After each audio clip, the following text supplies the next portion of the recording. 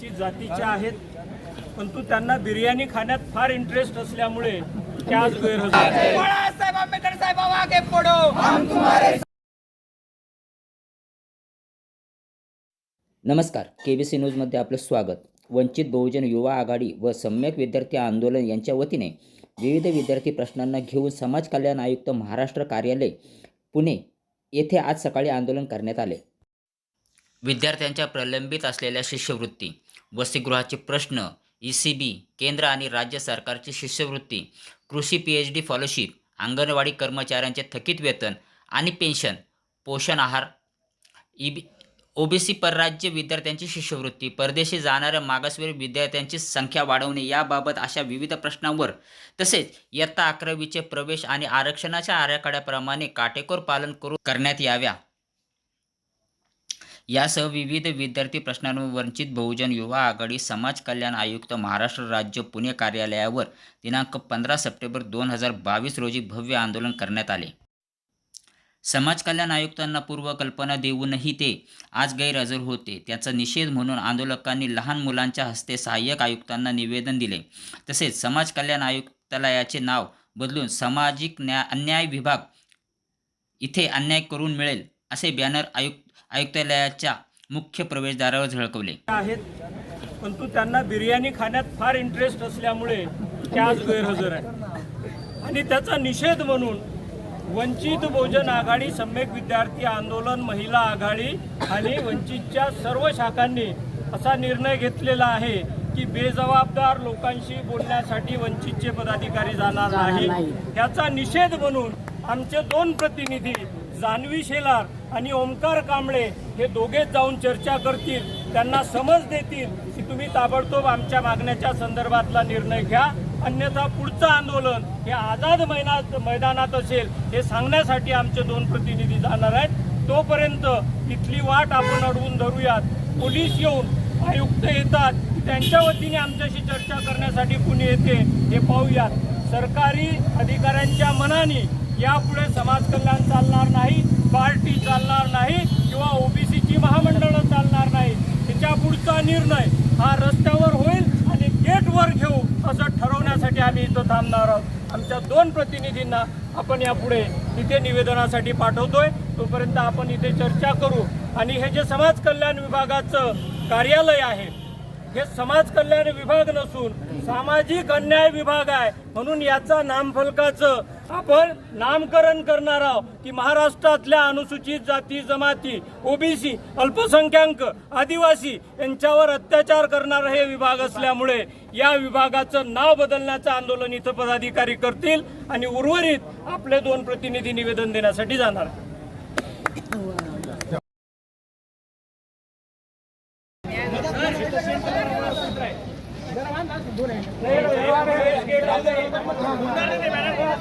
बांधून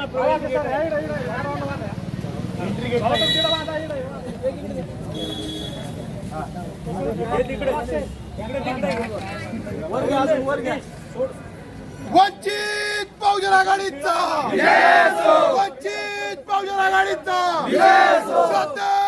बाळासाहेब आंबेडकर साहब तुम आगे बढ़ो, हम तुम्हारे साथ हैं.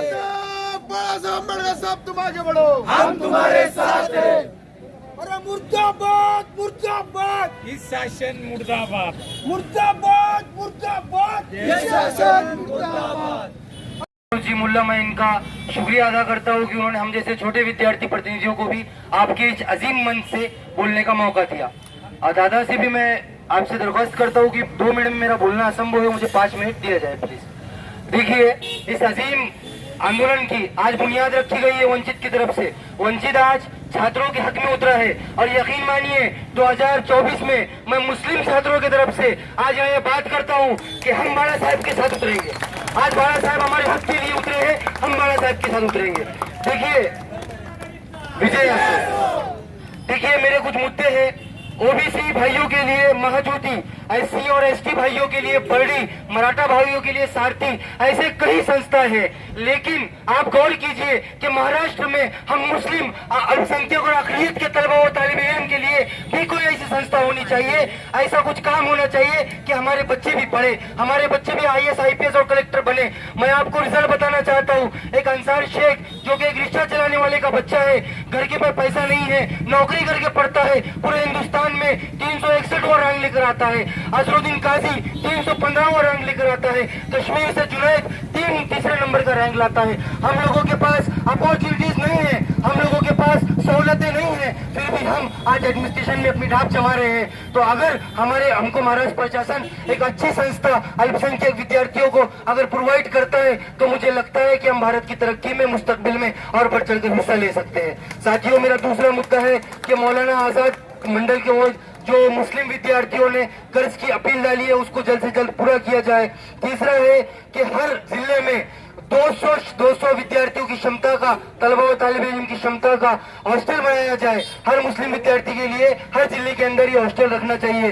तीसरी हमारी है कि जिस तरीके से UPSC के अंदर उर्दू को एक ऑप्शनल सब्जेक्ट किया गया है, इस वक्त MPSC महाराष्ट्र राज्य स्पर्धा परीक्षा के अंदर भी उर्दू को एक ऑप्शनल सब्जेक्ट करना चाहिए। क्योंकि मैं अपने अखिलियत के भाइयों से ये अपील करता हूँ इस मंच से कि उर्दू हमारी जुबान है, उर्दू हमारी इस्मत है, उर्दू हमारी इज्जत है। और याद रखो कि जो लोग अपनी तारीख को भुला देते हैं, जो लोग अपने इतिहास को भुला देते हैं, एक दिन समाज उनको भुला देता है। उर्दू के लिए भी संघर्ष होना चाहिए। वंचित बहुजन अखाड़ी के पदाधिकारी यहाँ पर है। मैं आपसे एक मुस्लिम विद्यार्थी आपसे दरखास्त करता हूँ कि हमारी इस अपील को आप आगे तक लेकर जाएं। जिस तरीके से कि लोहिया ने नारा दिया था कि दवा पढ़ाई मुफ्ती हो, रोटी कपड़ा सस्ती हो, आज इस विषय से हटकर राजनीति हो रही है, आज इस विषय से हटकर पॉलिटिक्स हो रही है। पॉलिटिक्स इंडिया का प्रेम्बल का पहला वर्ड है, विद the people of India. But क्या आज हिंदुस्तान में पॉलिटिक्स, राजनीति, सियासत हो रही है तो आय के विषय पे हो रही है। इस चीज को खत्म होना चाहिए। और मोदी जी चाहते हैं कि न्यू इंडिया बने। साहब, एक बात याद रखिए, जब तक भीमराव अंबेडकर के और मौलाना अबुल कलाम के वंशज जिंदे हैं, मर जाएंगे, लेकिन तुम्हारे ख्वाबों का, RSS ख्वाबों का न्यू इंडिया नहीं बनने देंगे। इस बात को याद रखा जाए। जिसके अंदर अखलाक को मार दिया जाता है, रोहित वेमुला का, बड़े जिम्मेदारी से कह रहा हूँ, रोहित वेमुला का इंस्टीट्यूशनल कत्ल किया जाता है, मेरे भाई नजीब को कैंपस से गायब कर दिया जाता है। ऐसा तो न्यू इंडिया नहीं बनने देंगे। मर जाएंगे लेकिन ऐसा न्यू इंडिया नहीं बनने देंगे। हाँ, न्यू इंडिया जरूर बनाएंगे, क्योंकि परिवर्तन प्रकृति का नियम है, इनकलाब, तब्दीली ये कुदरत का नियम है, कानून है। जरूर बनाएंगे, लेकिन बाबा साहेब अम्बेडकर के सपनों का भारत बनाएंगे, भगत सिंह के सपनों का भारत बनाएंगे, मौलाना अबुल कलाम आजाद के सपनों का भारत बनाएंगे। दूसरी इंपॉर्टेंट चीज जो हमको आज पूरे हिंदुस्तान में फेस करना पड़ रहा है, आप देखिए ये निजीकरण, ये प्राइवेटाइजेशन जो किस तरीके से हो रहा है। सरकारी स्कूलों की हालत और बेहतर होती है और दूसरी तरफ कॉन्वेंट है। सबसे ज्यादा सरकारी स्कूलों में पढ़ने वाले बच्चे हमारे अखिलियत के बच्चे हैं, दलित बच्चे हैं, मुस्लिम बच्चे हैं। आप जाकर देखिए, मेरे साथ चलिए। मैं पिछले 5 सालों से ग्राउंड पे काम कर रहा हूँ, मैं आपको बताता हूँ। जाकर स्कूल के फोड़े गिर रहे हैं, ब्लैक बोर्ड सही तरीके से नहीं है। ये साजिश है दोस्तों, इस साजिश को समझो। ये कोई इत्तेफाक नहीं है, ये कोई करप्शन नहीं है, ये साजिश इसलिए है कि ये मनुवादी लोग, ये कुर्सी के गुलाम जानते हैं कि अगर एक दलित अपने हाथ में किताब ले ले तो वो बाबा साहेब अम्बेडकर बनकर देश का संविधान लिख देगा। वो जानते हैं कि जब मौलाना अबुल कलाम आजाद जैसा एक मुस्लिम अखिलियत का तलबा और तालिब इल्म अपने हाथ में कलम लेगा तो एजुकेशन का सिस्टम लेगा। वो जानते हैं कि जब एक मुस्लिम अखिलियत का बच्चा साइंस पढ़ेगा तो ये पीछे अब्दुल कलाम बनेगा। उनको डर है हमारे आगे बढ़ने से, लेकिन याद रखो, मर जाएंगे, मिट जाएंगे, लेकिन भारत के संविधान को नहीं मिटने देंगे, डेमोक्रेसी को नहीं मिटने देंगे। जिस तरीके से हमारे बाला साहब ने, सुजात दादा ने जो जिम्मेदारी संभाली है, यकीन मानिए मेरा वंचित बहुजन से कोई लेना देना नहीं, लेकिन मैं आपकी आइडियोलॉजी से इत्तेफाक रखता हूँ। लेकिन हम लोग सड़कों पर उतरेंगे, उसी ताकत से हम लोग भी आपके साथ है। आप संघर्ष कीजिए, आंदोलन कीजिए। और देखिए, एक बात है कि एजुकेशन पर असर नजर डालिए थोड़ा सा, हम मुस्लिम अल्पसंख्यकों की तरफ भी। आप देखिए हमारी हालात बहुत बदतर हो रही है इस समाज के अंदर, इस दोहरी हुकूमत के अंदर, इस दलाल काली हुकूमत के अंदर, रंगा और पिल्ला की हुकूमत के अंदर। हम एक समाज को टारगेट किया जा रहा है और एक समाज को टारगेट करके शोषित किया जा रहा है। और बाबा साहेब ने सिखाया है कि संघर्ष करो। मौलाना अबुल कलाम आजाद ने कहा है कि लड़ो, तो लड़ेंगे। और अगर तुम समझते हो आरएसएस वालों, नागपुर वालों, तुम अगर समझते हो कि उमर खालिद को जेल में डाल दोगे तो आजम कैंपस से कोई नहीं बोलेगा। तुम समझते हो कि रोहित को मार दोगे तो कोई खड़े नहीं होगा। याद रखो, ये छात्रों का आंदोलन है। हम लोग मर जाएंगे, मिट जाएंगे, कसम पैदा करने वाले साथ की, लेकिन अपनी इज्जत को, अपनी असमत को नहीं बेचेंगे। वी विन और we die, we don't surrender. हम लोग मर सकते हैं, हम लोग हार सकते हैं, लेकिन हम लोग कभी आत्मसमर्पण नहीं कर सकते हैं। आखिर में एक शेर बोलकर अपनी बात खत्म करना चाहूंगा। ना ही कोई मनसब की ख्वाहिश है, ना मैं कोई मकाम चाहता हूँ। ना कोई मनसब की ख्वाहिश है, ना मैं कोई मकाम चाहता हूँ। इस जमाने को बदल दे वक्त वो निजाम चाहता हूँ। मेरे साथ एक बार इनकलाब का नारा लगाए और जिंदा होने की बेदारी का एहसास दिलाए। हम 2 स्लोगन देंगे, 2 मिनट आपके लूंगा। और पहला नारा इनकलाब का होगा, दूसरा नारा आपको बोलना है जिंदा है। ये हमारा लिखा हुआ स्लोगन है, आपको इसको फॉलो करना है, प्लीज रिक्वेस्ट है। सबसे पहले इनकलाब का नारा, इनकलाब इनकलाब इनकलाब। बोलिए बाबा साहब की वंशज है, आप आवाज दिल्ली तक जानी चाहिए, बोलिए इनकलाब इनकलाब इनकलाब। अब जिंदा का नारा लगाएंगे हम, भारत की तलवार।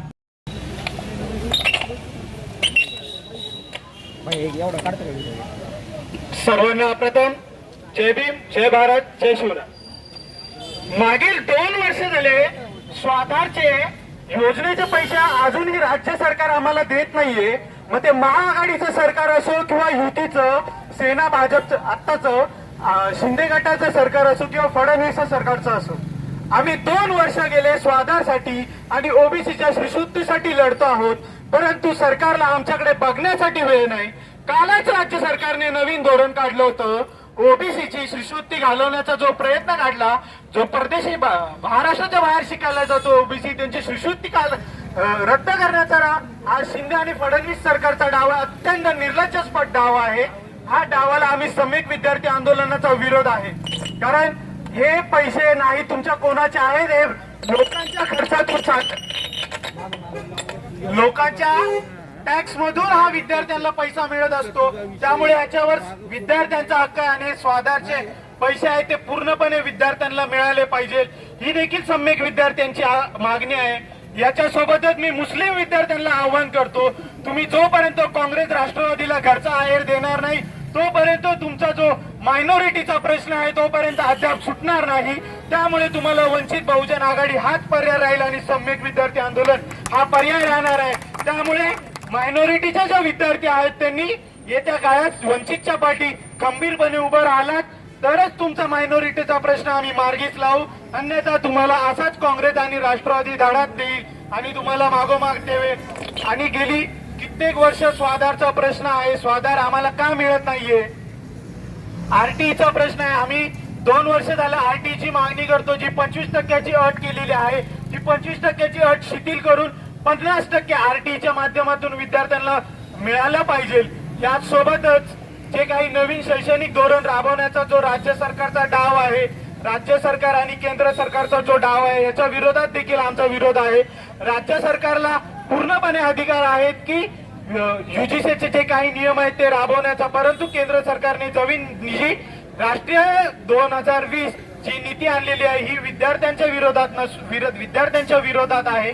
यासोबतच याच्यामुळे विद्यार्थ्यांचं काय नुकसान होणार आहे, तर येत्या काळात विद्यार्थ्यांना कुठलं शिक्षण घ्यायचं कोणतं नाही हे सगळं ठरवण्याचा अधिकार हा केंद्राला असणार आहे। ही सगळ्यात घातक नीती आहे। म्हणजे येत्या काळात जर आम्ही जे काही मध्ययुगीन भारत शिकलो आहोत, प्राचीन भारत शिकलो आहोत, येत्या काळात आम्हाला हा शिकता येणार नाही। आम्हाला आरएसएसचा इतिहास आम्हाला इथे शिकायचा नाही, सावरकरांचा इतिहास आम्हाला इथे शिकायचा नाही, आम्हाला इथे बाबासाहेब, भगतसिंग, राजगुरू, सुखदेव यांचा इतिहास आम्हाला शिकायचा आहे, नाही की आरएसएसचा इतिहास आम्हाला इथे शिकायचा आहे।